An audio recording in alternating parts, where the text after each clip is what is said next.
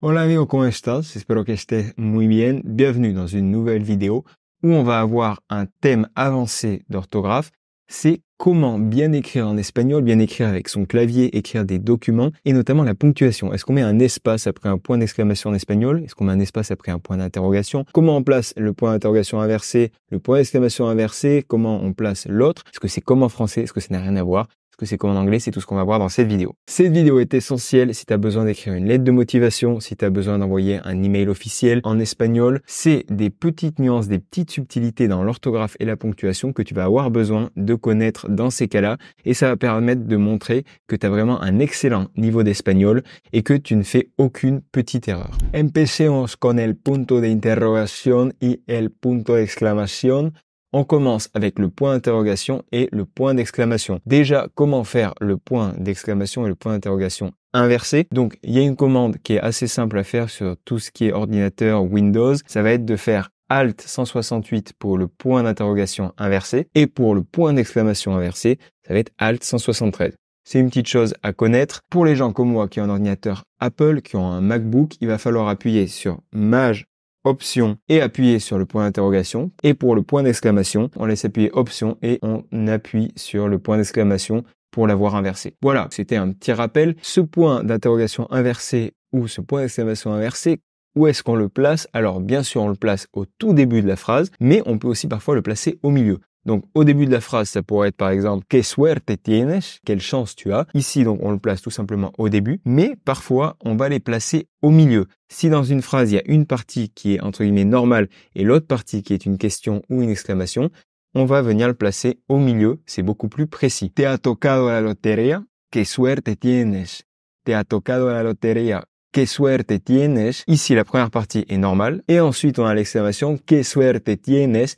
Donc, on va mettre entre point d'exclamation inversé et normal la deuxième partie de la phrase juste après la virgule. Pour une question, ça va être pareil. No recuerdo su nombre. ¿Quién es? Ici, le début, c'est pas une question. Donc, on dit no recuerdo su nombre. Et après la virgule, on va placer notre point d'interrogation inversé pour mettre vraiment entre points d'interrogation la partie qui est une question. Voilà pour la petite nuance à connaître si tu veux avoir un niveau avancé en orthographe en espagnol. Ce qui va nous intéresser maintenant, c'est l'espacement. Parce que quand tu vas écrire avec ton clavier une lettre sous forme d'email, un document, ce genre de choses, il va falloir bien gérer ça. L'espacement n'est pas comme en français, c'est complètement différent. En fait, ça va ressembler à comment on écrit en anglais. Donc, il n'y a pas d'espace avant un point d'interrogation. Le point d'interrogation va être collé au dernier mot. Comme dans, par exemple, ¿Quién es? Si je dis ¿Quién es? On peut voir qu'il n'y a pas d'espace. Y es igual con el punto de exclamación. C'est pareil avec le point d'exclamation. Il est collé au dernier mot. Donc, quand je dis Que suerte tienes, tienes